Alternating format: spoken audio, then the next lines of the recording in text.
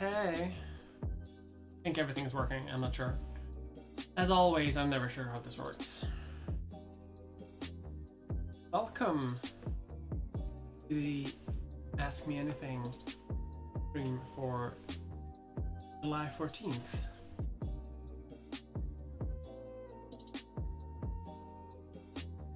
Today's gonna be an hour better with keeping my.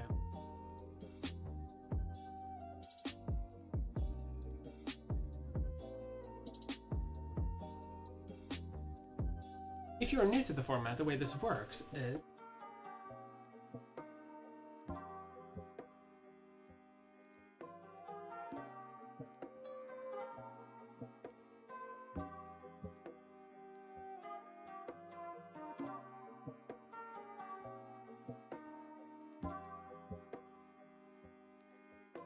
that should be better.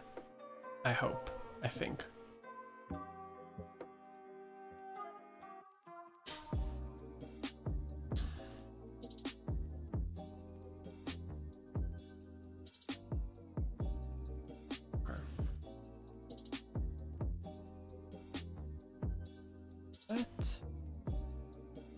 If you're new to the format, the way this works is that you can ask me basically anything that you want, and I will do my best to answer it. I do actually have a couple of questions on my Curious Cat this time, so that'll be interesting.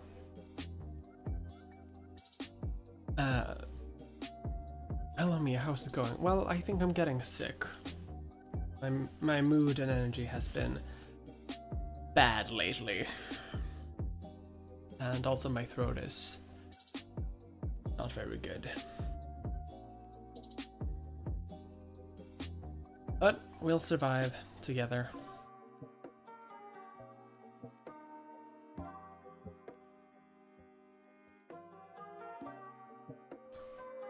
Somehow together.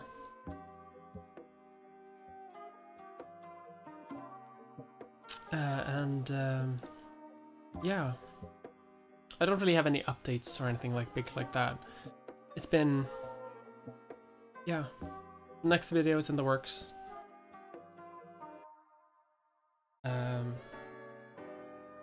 Going well, but we'll see how it goes. Let's move on to questions. So I have a couple of recent ones on in my Curious Cat for once. Okay. First, I'm gonna need to read them myself.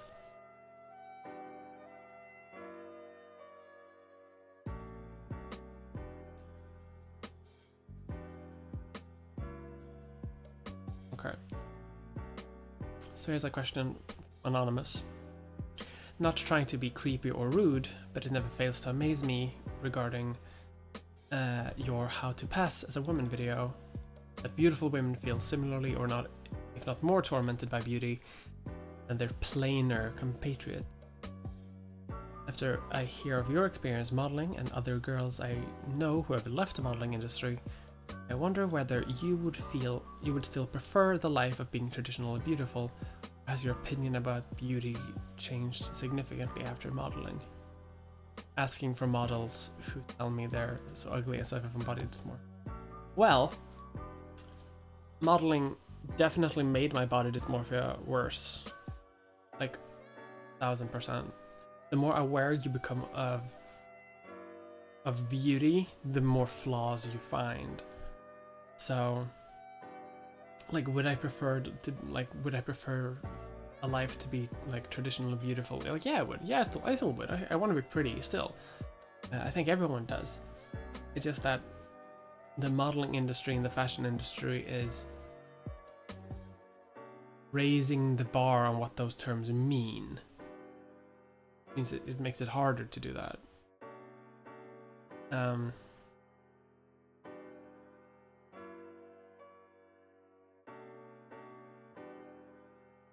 Wonder if you would still prefer the life of being. It has changed. Like, I don't care that much about beauty anymore in that like hyper fixated, hyper detailed way. because when I was a model, that definitely was the case.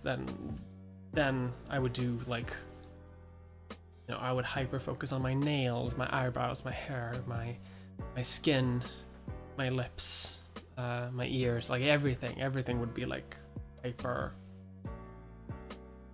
And I don't do that anymore, so like in a sense I don't do that anymore in the same way.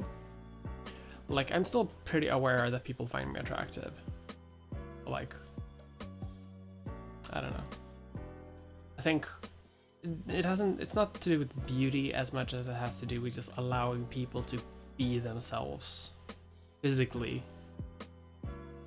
which the modeling industry doesn't allow at all. Hi everyone, hello.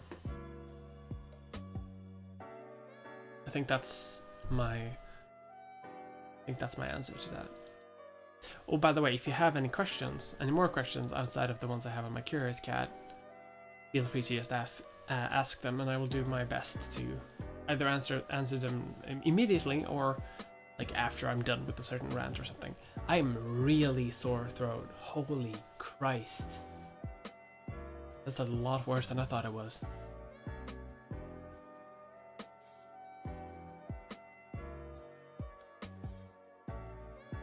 Okay, second question. Do you read Jaron Lanier? No, I don't know who that is. And a quick Google search did not illuminate me. Some American computer philosophy writer. Unfortunately, I do not know who that is.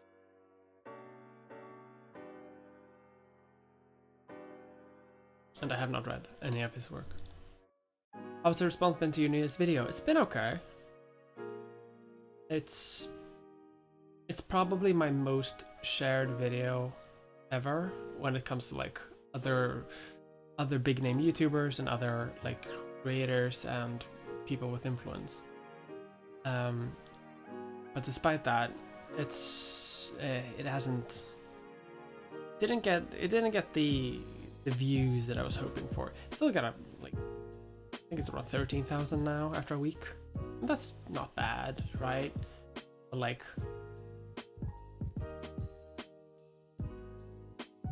I'm still in the magical zone of having more views on my videos on average than I have subscribers.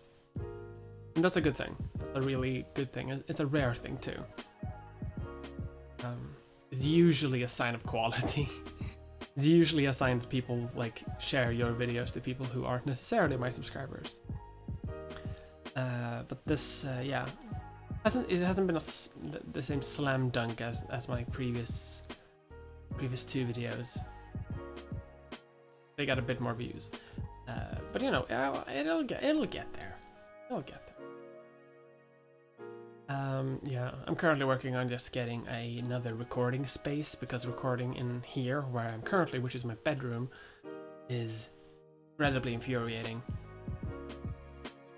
To the point of me just not being comfortable recording here anymore. Like, it detracts from the experience. And that's partially because I have a very closed, isolated space. I don't really have a lot of room to work with. And just that, like, I have 4 roommates.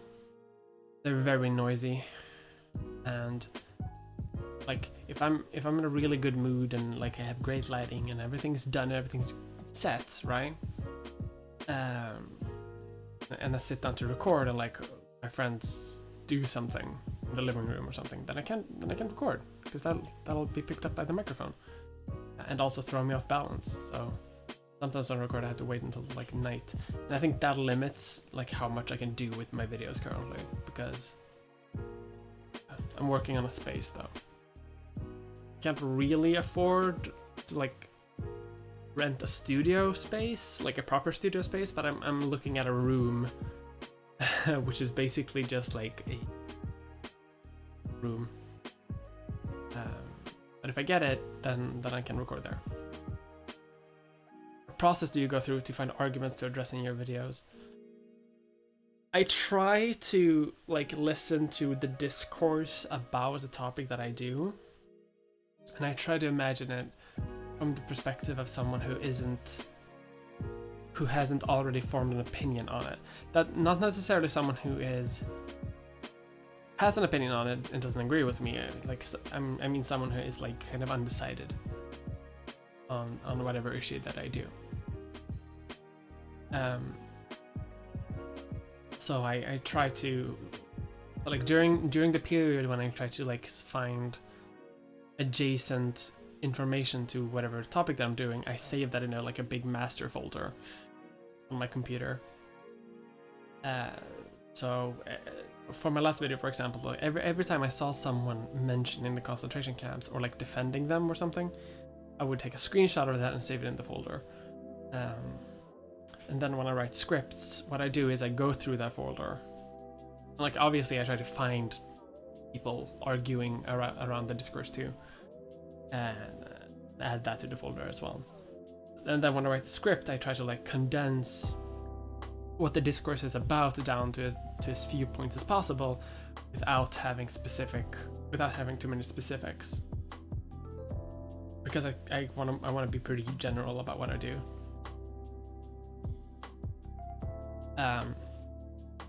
And then I work against that. I try to be fair to the arguments that I argue against, kind of. I try to represent them fairly. I try, but sometimes it's hard. What music is this? This is just like, hang on. According to YouTube, it's a no copyright, chill, lo-fi, hip-hop beats free. Copyrights free, no copyright. It's the same playlist that Ollie uses in his post stream things. No, so that's the process that I do to find arguments to address in my videos. Or I try to I find a specific person who is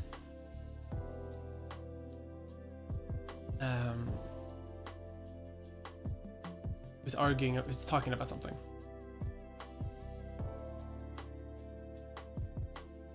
Yeah, I can't actually find the artist because the artist is like no copyright music dash free audio library. But if you Google like no copyright music, chill lo-fi hip-hop beats or something like that, you'll find this. It's a 34-hour thing. But I try to represent my opponent as fairly as I can. But I don't want to go specific, because if you do go specific, if you go like Ben Shapiro said this specific thing, or this person said this specific thing,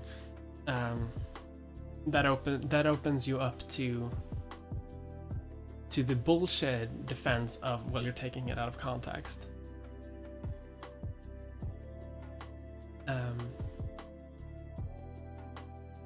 I try to avoid that by just like, because when it comes to discourse analysis, context is key, right? But it's not as key as people think it is.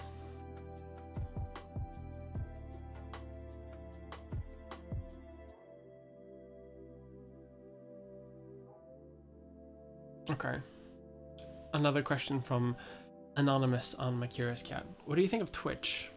What is it like to be on it versus YouTube? Have you read any good long form pieces? I haven't read anything specifically on like the platform differences between Twitch versus YouTube.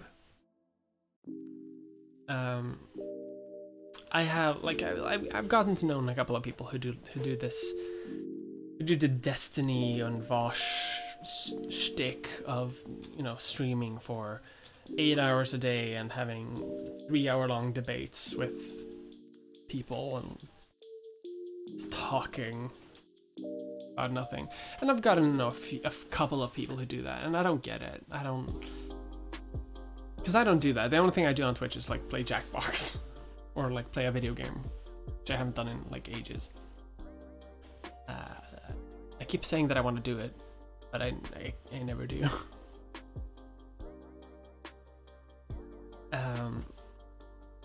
The YouTube is, I like YouTube a lot. I think YouTube is a very like chill platform compared to Twitter or Twitch. Twitter is awful in every single way, but Twitch has this thing where YouTube at least allows for the possibility of a long form exploration on something. People used to give YouTube a lot of shit for what I think Twitch is doing right now, which is the dunk, where you totally misrepresent your opponent. Like even if I agree with the person doing the dunking, on Twitch there will often be a fixation on misrepresenting your opponent and having a very cheap argument. Like Philosophy actually had on either his most recent or a recent video talking about like that's a cheap argument. He makes a reference and it's a Fortnite on YouTube. But I think it would even be more appropriate on Twitch, because a lot of Twitch streamers who do political content during a debate, for example, it will be kind of balanced and it will be kind of friendly. But once it ends up being like just the streamer, like post stream or whatever, it's just, I don't know.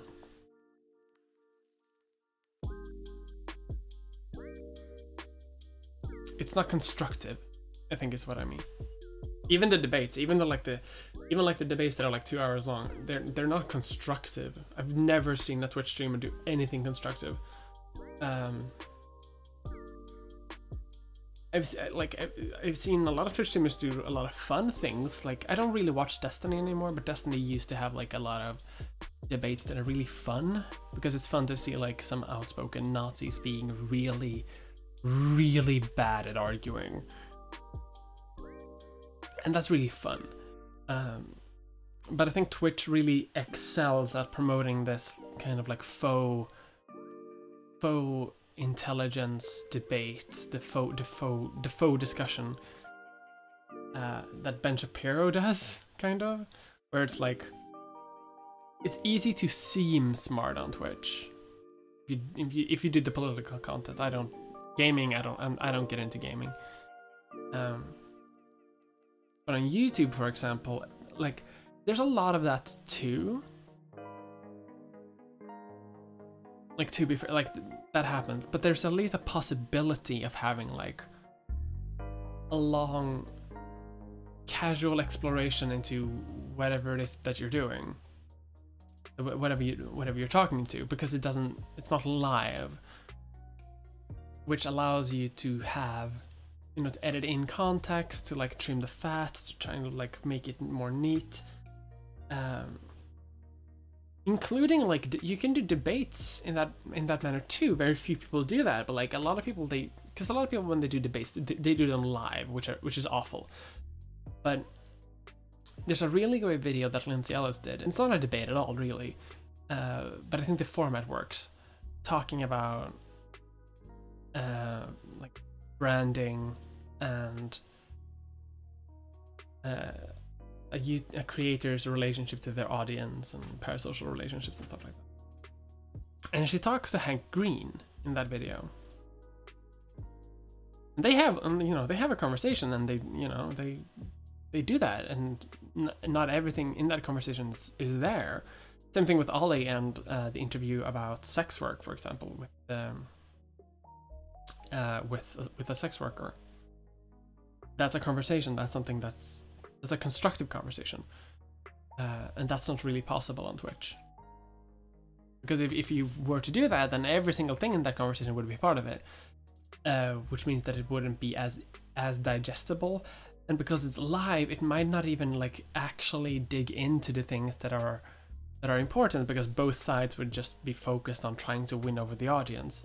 But when it's a close conversation between two people that you can then edit and like present together, I think that's more constructive to what you're.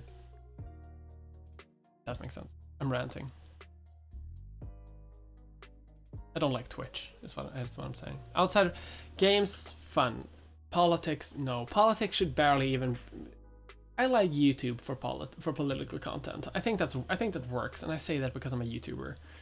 But like, Twitter is bad, Twitch is bad, YouTube is also bad, but it's less bad. It's the least bad of everything, I think. Which is... wow, that says a lot, doesn't it? Did you pay attention to the Greek elections? I did not. I totally missed that. What happened in the Greek? Landslide victory for the center-right New Democracy Party.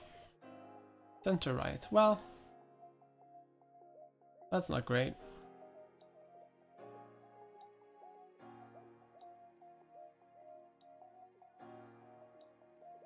I don't know enough about Greek politics. I know the Golden Dawn Party is like a neo-Nazi party, but beyond that I don't really know.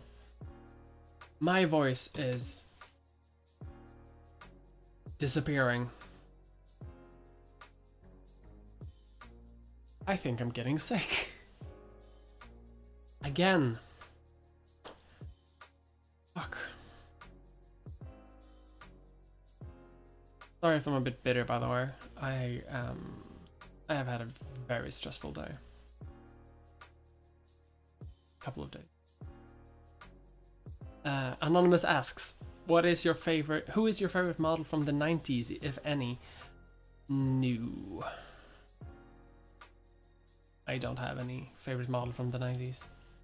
Even when I was in modeling, it's like, I don't care.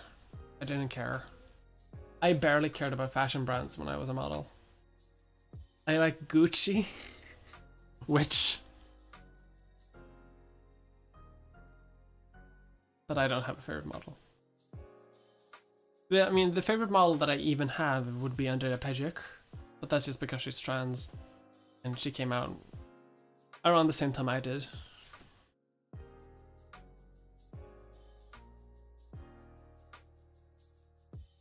I've noticed that it's your birthday, holy shit. May I get a Greek election run for my birthday? It's your birthday, congratulations. Happy birthday. I hope you have a good day. I wish I could give you a rant for your birthday, but I don't know enough about it. I've noticed that a whole lot of LeftTube tends to focus on people like Ben Shapiro and Jordan Peterson, people who are already popular within the YouTube sphere. Well, this isn't the bad thing. I was wondering if you'd ever consider doing a video on people who are statistically far more popular but not talked about online as much, like Rush Limbaugh. I've thought about that. I have some takes on certain American politicians, or Swedish politicians too, but like 0.5% of my audience is Swedish, so I'm not gonna... that's not my demographic. But like doing real world politics, like that is... I think that's the end goal. But I think there's also like a silent understanding among like most YouTubers that dealing with YouTube people is more popular because the YouTube world, like the internet world, the world of internet discourse is... it's not entirely disconnected from the real world, but it's not super connected either. So I'd like to one day do like real life politics. But I think I would be more comfortable doing that once I'm a bit more established. But it does bother me sometimes. It's like really like popular political YouTubers kind of only focus on online discourse that appeals mostly to people who aren't, well, to maybe be a bit crass, people who don't go outside. So like my upcoming video, for example, kinds of deals with that. Because I haven't, like, there's not necessarily like dealing with like specifically like real life people, but like dealing with this idea of online discourse versus real life discourse. And that sometimes we on the internet focus a lot on things that don't matter because we don't go outside. We just sit on Twitter all day and get really angry about things that don't really matter. So my next video kind of deals a bit on that.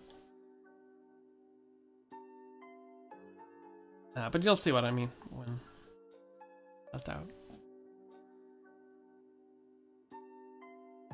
My next video is that's it's gonna be interesting. I really hope it's not. I really hope my next video isn't gonna be a cancelable video either. If I'm really goddamn lucky, I'm gonna be able to record in a space that's not here. So if I'm lucky, I can do that while also raising my production value like by a ton, because I have a friend who might help me both with space and recording and all that stuff. It's gonna be great. If I'm lucky. Worst case, it's gonna be another bookshelf video.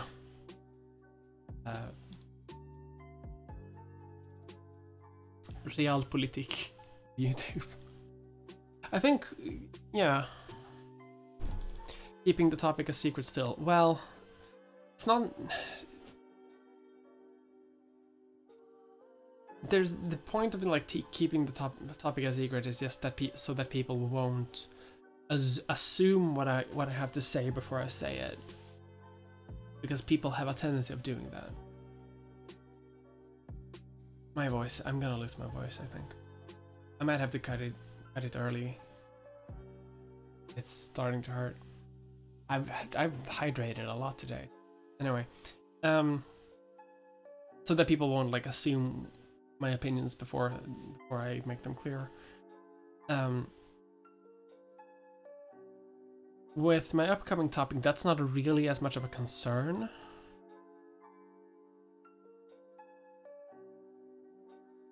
But because of that, it's also like even more of a concern, because I think that I can't say what it is, because if I say what it is, if I say what the topic is, then people will be like, oh yeah, we know your opinion. Because my opinion is going to be the same of everyone else. And then the video is going to come out and they'll realize that it's not. I think a lot of people will assume that I have a certain opinion, like the correct opinion, and then people are going to realize that I don't have that correct opinion. I have a controversial opinion. It's not at all controversial. When you see it, you'll understand. It's like, it's a pretty mild take, but it's more of my. We'll see. It's gonna be good though, I hope. I wrote the first draft of the script the day after my last video came out, or like the couple of days after my last video came out, and like I just got this like surge of energy, like creative juices, and I just sat down and just in a fever haze just typed out a couple of ideas that I had, and suddenly I had a couple of pages in the script.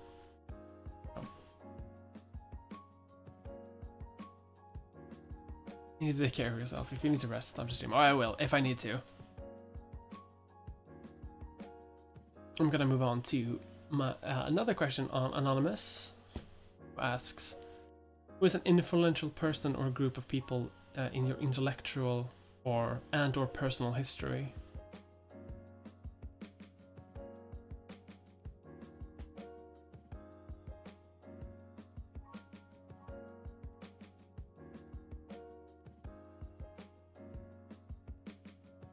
Some of my professors are definitely like part of that.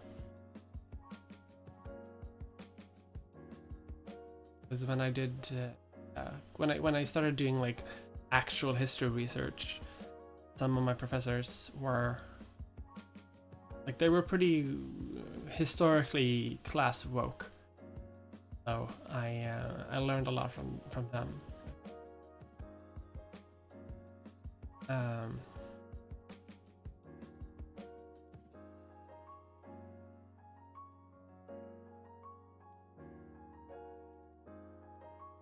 Yeah, that's a hard question, actually. Shit, I don't know. That's a toughie. My goal is to be the influential person in intellectual and personal history. Another question asks, what institute/organization do you like for studying history? The social justice frame of mind, taught along with practical skills in policy and law. What? Institutes and organization do I like for studying history with a social justice frame in mind? I don't know, university? Fuck, I don't know. Like, I learned most of the things that I learned academically, well, at least my foundation I learned in university. And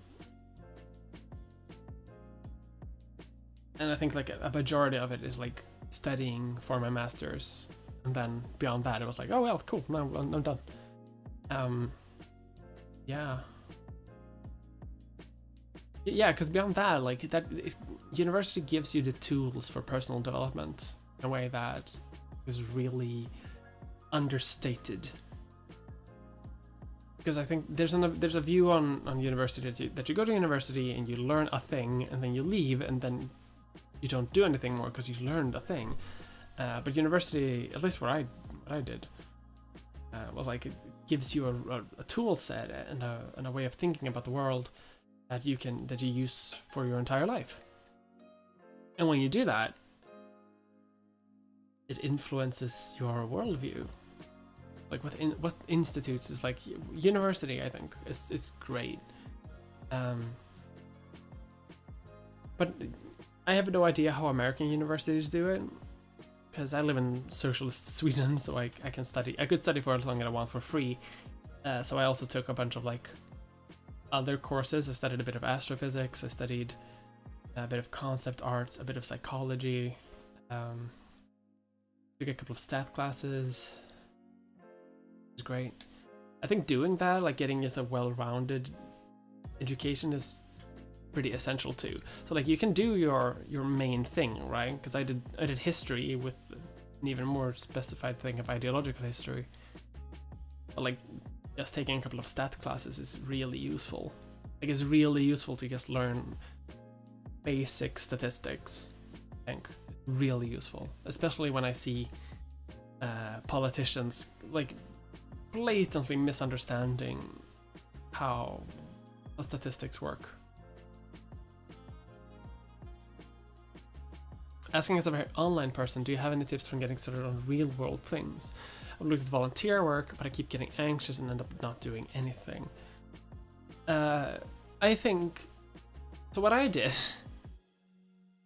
when I was an activist, when I did real world things, what I did was I tried to get started with like LGBT organizations in Sweden. I tried to go to meetings and I tried to organize and do all that stuff, but I never got it. And I didn't really fit into it. And I didn't really want to like compromise a couple of my values for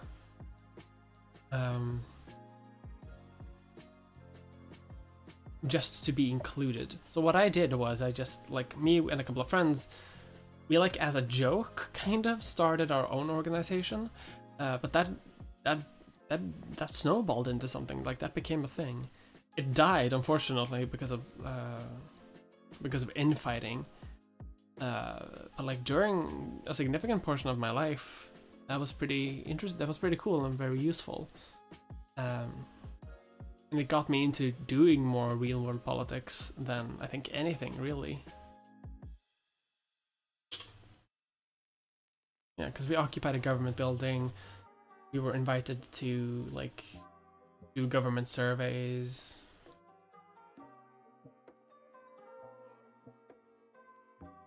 Yeah, I think, yeah. Like, if you can't find a thing or if nothing like fits you, you can start your own thing and it's fine. Like, there's no laws. Like, a cop isn't gonna stop you from founding your own organization. Like, you can just do it and it's fine. You can cooperate with like adjacent groups that kind of believe what you believe. But if nothing fits you perfectly, you can just start your own thing. Fine.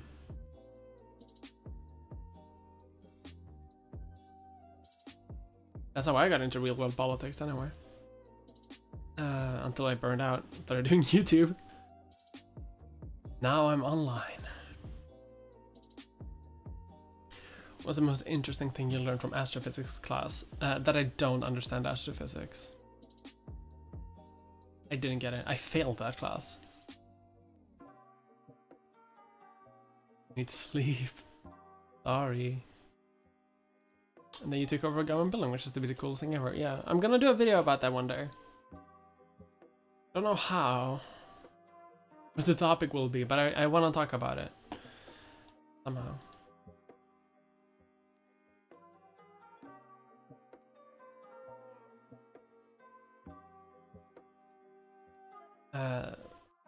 Last question from Anonymous is, what's your beauty routine? I don't have one. Like for my videos, what I do is I take a shower the day before because my hair is better the day after. I get some eyeliner. That's it.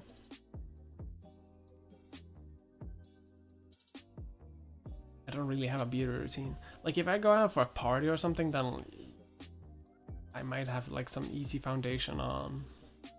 Maybe some lipstick.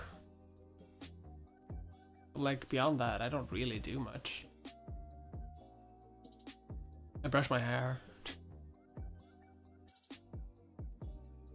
Like whenever people think that I like do makeup good, like it's like I never do. It's that I'm genetically lucky, and makeup looks good on me, even though it's bad.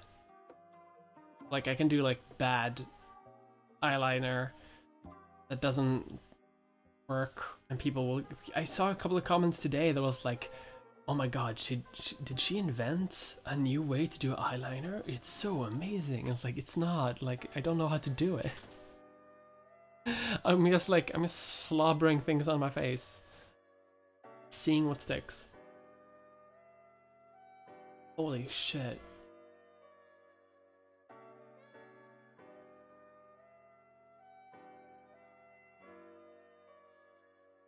A beauty routine. I don't have a beauty routine. Sleep far too much. That's probably a thing.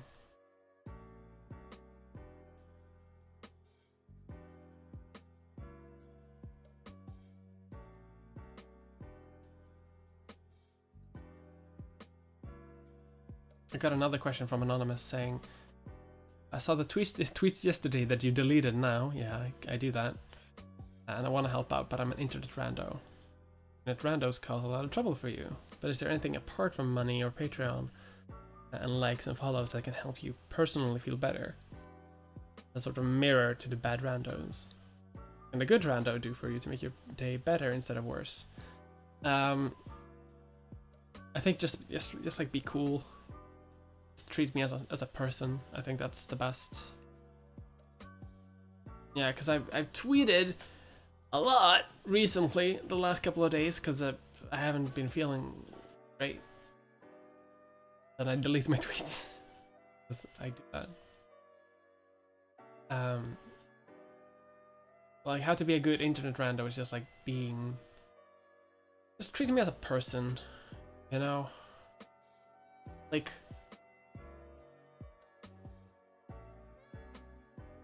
money isn't my biggest concern in the world. Like, more money is always great, obviously, but like, you know, I can pay my bills, I can pay rent.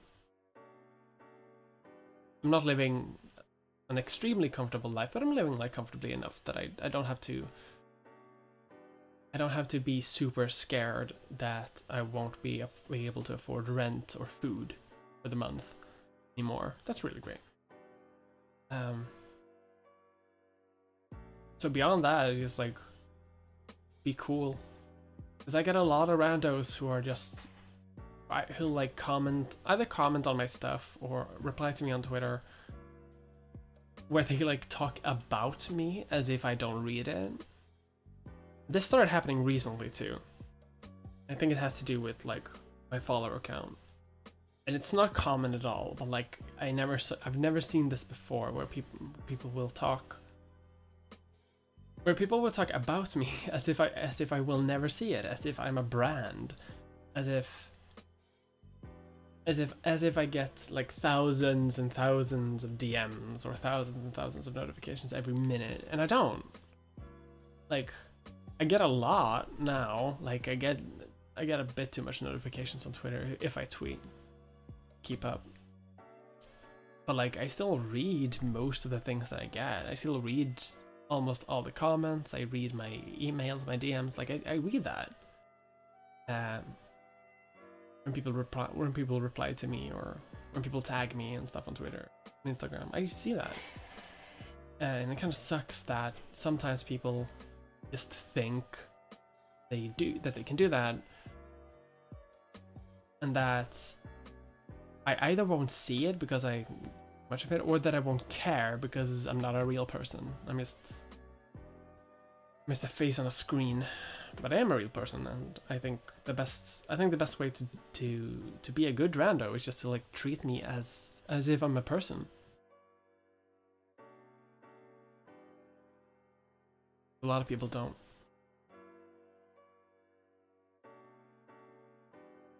I've also gotten recently, like, whenever I upload a selfie, I get so many people being horny at me, and it's like, calm down. Like,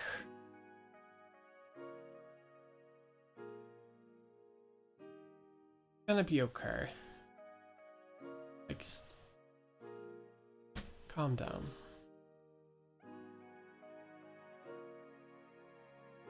Age crisis going on, but you youngsters don't need a beauty routine since youth is beauty. Yeah, well, I guess. We'll see. I grow older.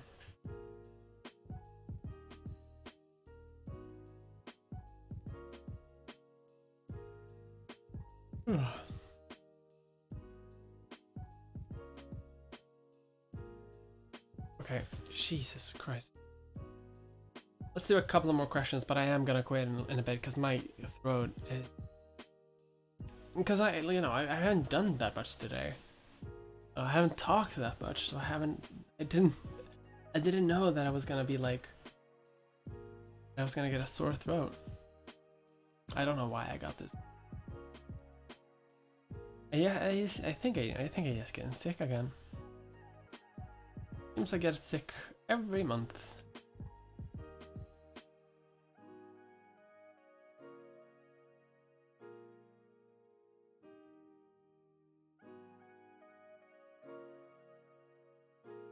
Being able to like afford food and rent and bills that helps.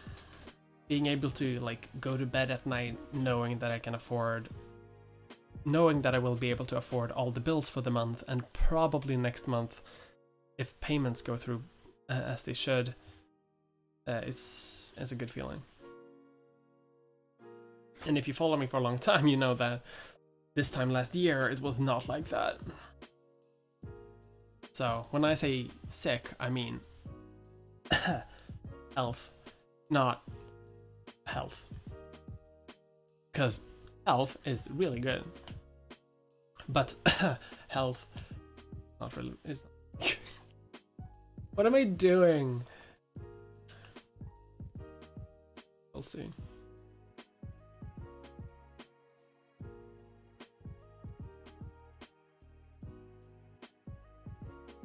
A lot of payments on Patreon not go through. Sometimes.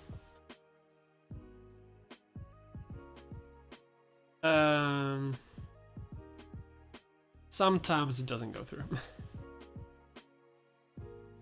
It's not a huge shift, but like, you never know on Patreon.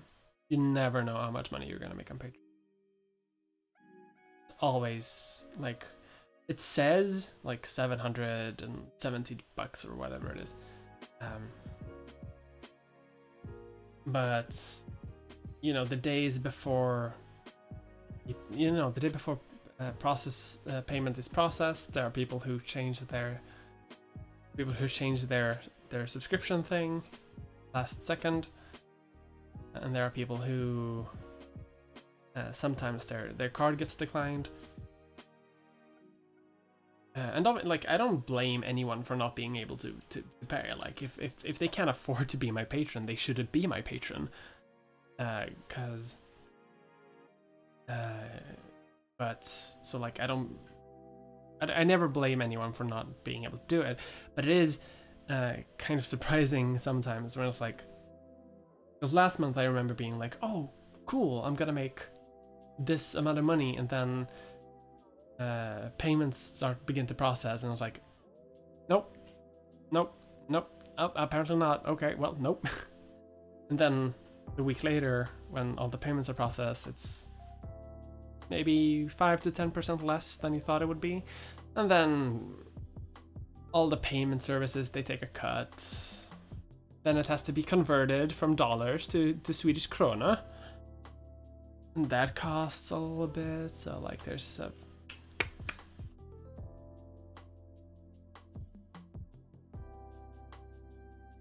$700K by the end of the year, according to math, right? Yeah. Hell yeah. That's how it works. Yep. No, but I grow my channel between 10 and 20% every month, and that's a pretty steady growth. I'm pretty happy with that. I'm just waiting for one of my videos to kind of like, it's hard because my most viewed thing has about, I think, 38,000, like nearing 40,000, which is big for me. Like, but I'd like one day to have a video that's like 100,000, maybe 150,000. That would be cool. 50,000, like, I want to reach at least 50,000 a month, 50,000 views on my videos. That's where I want to go. That's what I want to reach.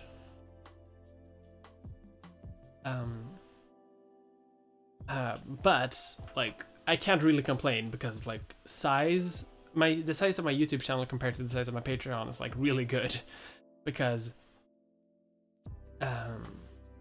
a lot of people who have my range of subscribers have a lot fewer patrons. Like, oh yeah, I remember watching I looked up the Armored Skeptic, his Patreon. I make more money than him. Via Patreon, that is. And he has like hundreds and thousands of subscribers and millions of views. But like, views are great and all that, but like, what matters when it comes to money is just patrons. I'm happy about that, because that means I'm good at tricking people into giving me money. Health is really good. You can quote me on that, yeah.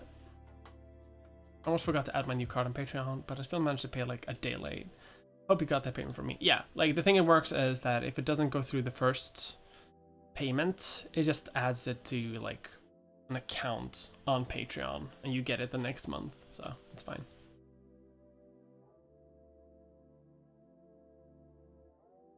I think people prefer to pay for quality content rather than Armored Skeptic. Yeah.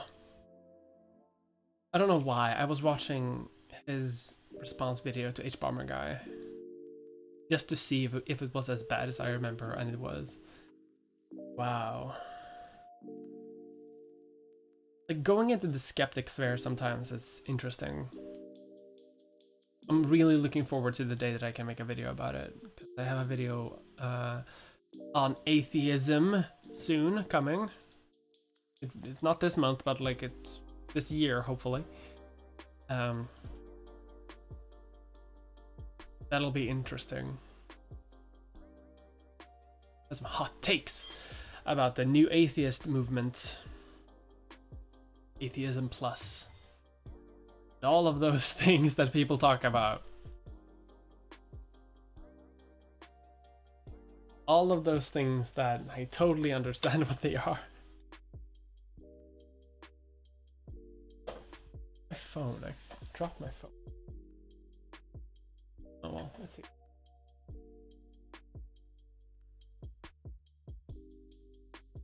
In dark distant past, I used to hang out on atheist shit and skeptic base.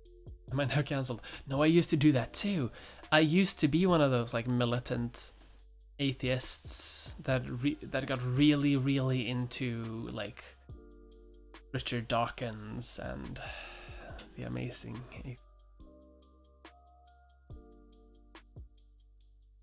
It's like now I don't like any of those. But like I used to. In case you missed it, Big Yol did a video on YouTube skepticism recently. Oh, I'll have to watch that. I haven't seen too much of Yol's stuff, but they seem good.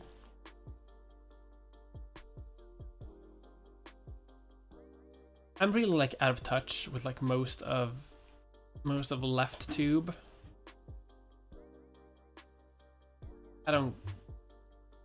Yeah. Sad though, because a lot of them are really good.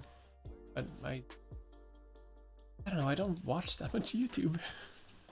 Much as I should anyway. Considering it's my job.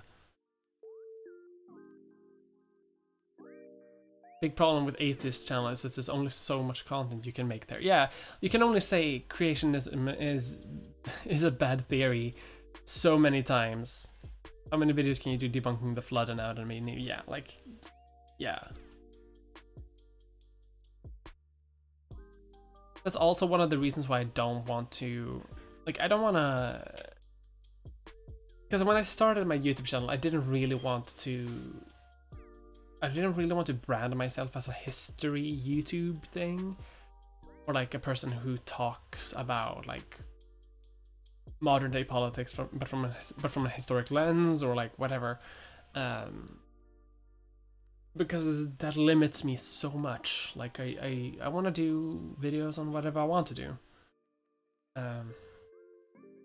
but if you make your brand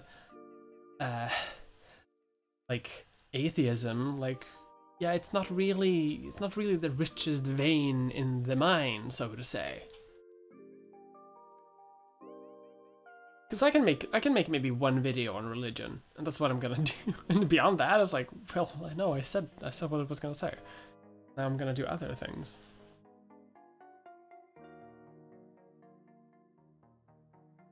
Okay. Quick fire round videos, because I am gonna end soon, because my throat is starting to kill me. We can make this bigger.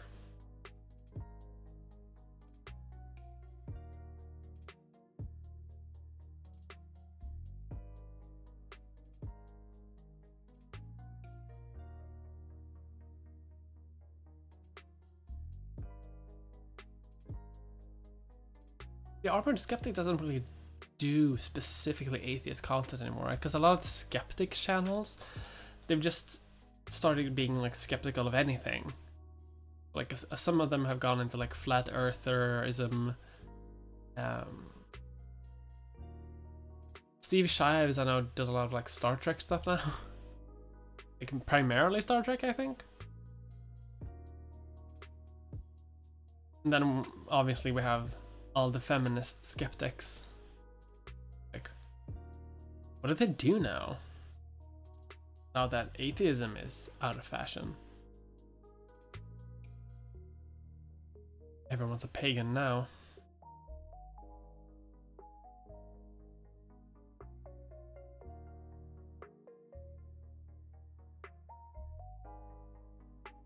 Oh, there's my phone. Right in front of me.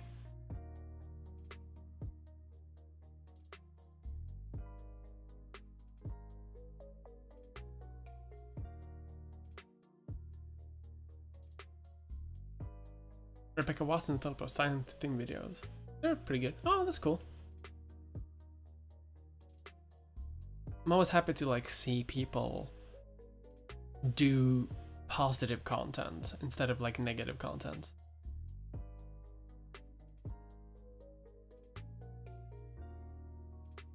Ian BZ Myers have become the only ones I still follow. PZ has Good old SJW. I love him. Oh, that's cool. I'll check him out.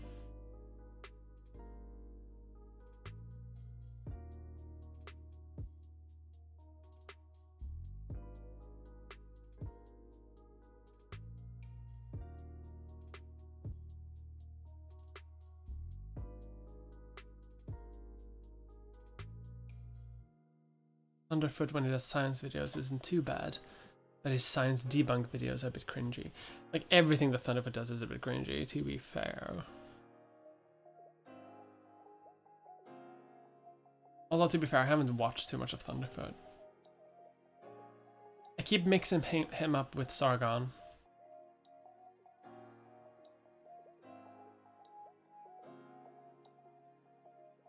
In my mind, Sargon and Thunderfoot are basically the same people. I know they're not, but like, they never separated in my mind. I think I learned about them at the same time, and it just stuck with me.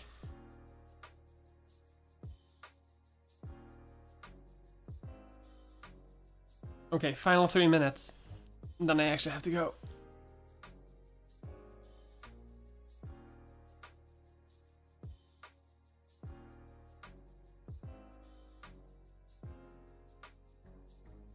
I don't think anyone will blame me for mixing up Sargon and Thunderfoot.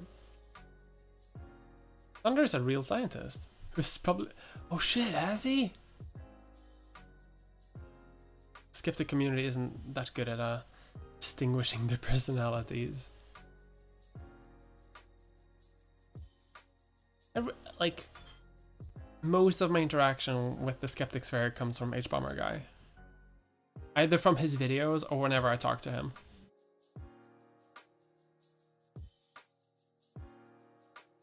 That's not true. We don't talk about skeptics. We talk about like there's normal people talk about.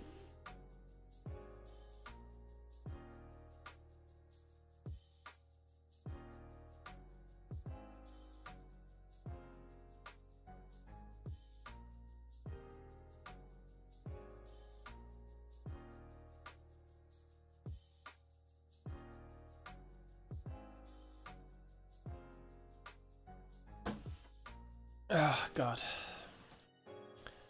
I'm gonna make some tea after this.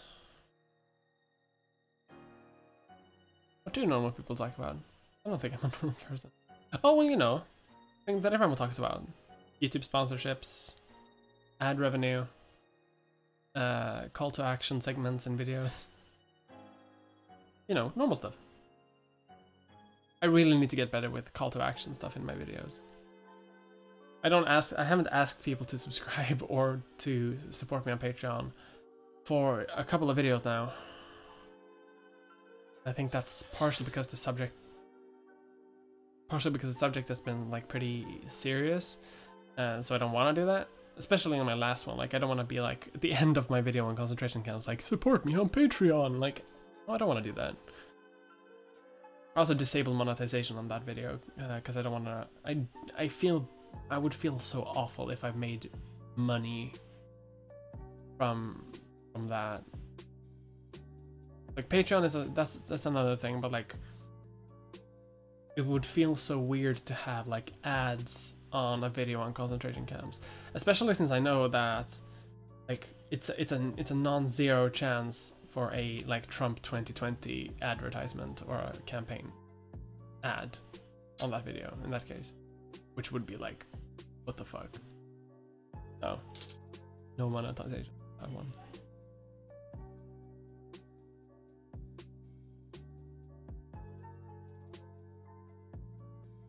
And that's 9 o'clock on my end anyway. Oh god, my throat is killing me. I did not expect this when I started.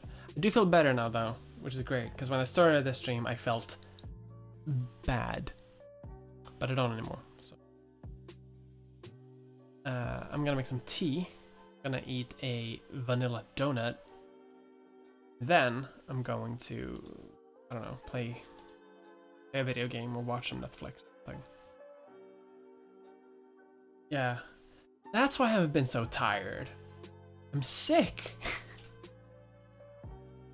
was like, I've been wondering that all day. I was like, why am I so tired? Like, why don't I have any energy? It's like, well, no, yeah, well, your body is sick. Anything in the tea? Oh, I have honey. Syrup. I have syrup in my tea.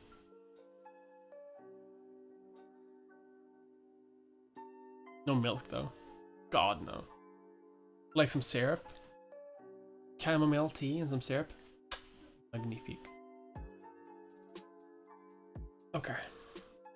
The next stream is going to be in 2 weeks. The 27th. That's the morning stream.